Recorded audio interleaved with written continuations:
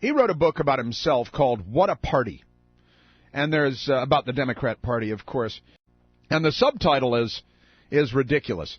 My life among Democrats, presidents, candidates, donors, activists, alligators, and other wild animals. What a wanker. And Terry McAuliffe, hey, I'm going to write a book. I think I'll make it about me. Nobody really cares about you, Terry.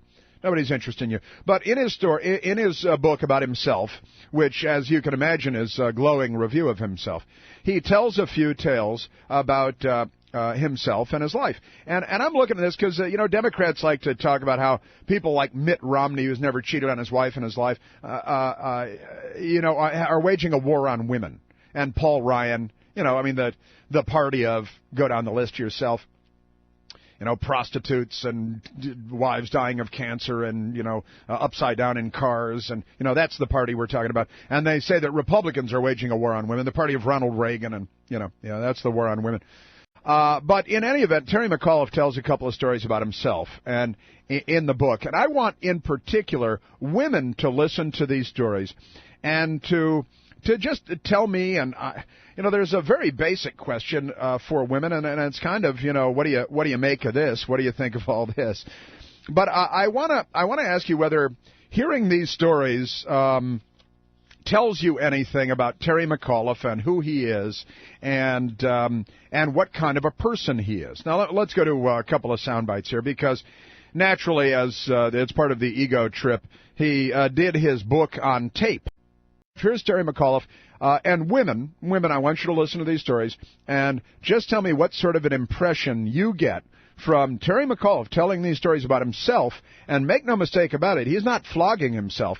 He is bragging. He may in private, but he's bragging about what a neat guy he is as a Democrat political apparatchik.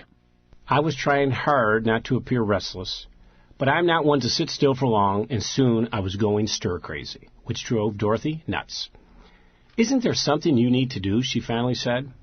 I told her that the Washington Post was having a party that evening for Lloyd Grove, who wrote the Reliable Source column. "Go," she said. "You're like a caged animal in here. It's like a caged I'll call animal. you if I need you." Yeah. I went flying out the door and drove to the party. Now put this on pause. Pause for just a second. See, Dorothy is his wife, and they're in the delivery room. And she's giving birth to their child. They are at the hospital. She's giving birth. And he is pacing back and forth because there's a party for Lloyd Grove, a second-tier hack at the Washington Post who wrote the Reliable Sources column like a gossip column. His email address was grovel, because that was the method at the Washington Post, your last name and then your first initial. So Lloyd Grove became Grovel, and he was their social writer. And his email address was grovel@WashingtonPost.com. So he's in the delivery room with his wife. She's giving birth. He's trying to give birth. He's pacing back and forth, and he's, flattering himself. You're like a caged animal. He was just annoying her. And she said, I got an idea. I'm giving birth. You're annoying me. Why don't you just get the hell out of here? Well, what's your problem? And he says, well, the Washington Post is having a party for Grovel. And, gosh, I really want to go to the party. I know you're focused on childbirth, but I've got a Washington Post party to go to, and I'm a Washington wanker. So he continues. Calling Dorothy to make sure she was fine, I made the rounds at the party and ran into Marjorie Williams, who was writing a story on me for Vanity Fair magazine. On him writing a story on me? She was shocked to see me at the party. Shocked. "Isn't Dorothy having a baby today?" she asked. "That's right," I said, but she threw me out of the room. Margie just couldn't understand how I could have left Dorothy alone.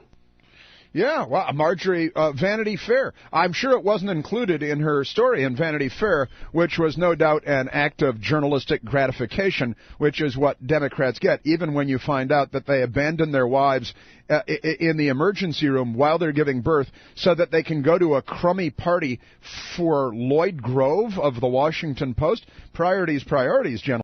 All right. Okay, now let's go to number 6, because this is another one. And now this is kind of funny because it's same wife, different childbirth. And apparently, all the heavy lifting is up to her, as it usually is. But so much for the Lamaze method. This is like the Le Mans method. He's out of there as fast as possible and back to whatever he wants to do.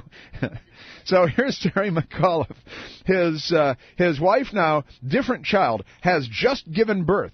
And the wet behind the ears, eyes still haven't opened, little baby in swaddling clothes is wrapped up in hospital stuff, and in the arms of Dorothy, the child's mother.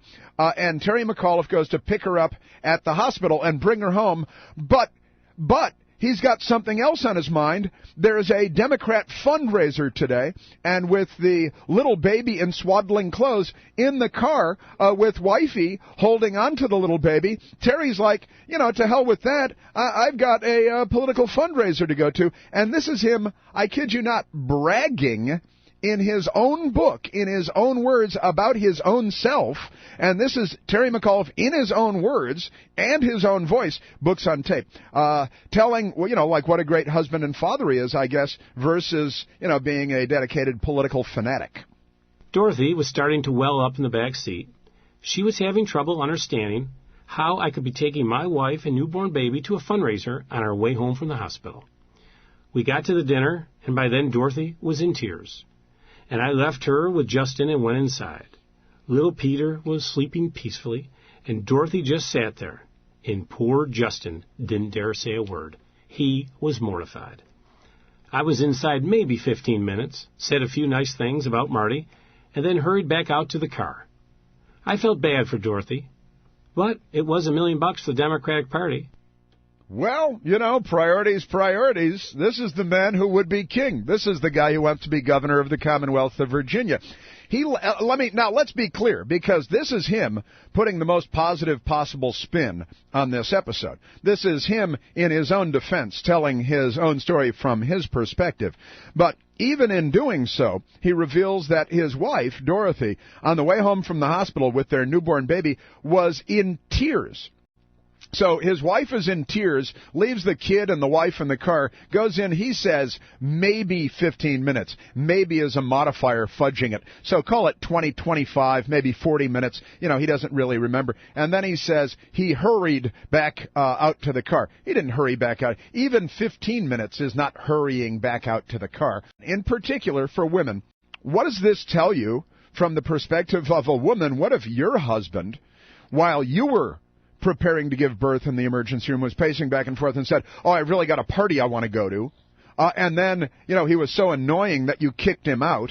And then, for some reason, you stayed with him long enough to have another child. And on the way home from the hospital with, the baby in swaddling clothes, he stops at a fundraiser and goes inside while you're sobbing openly in the car. You're crying in the car.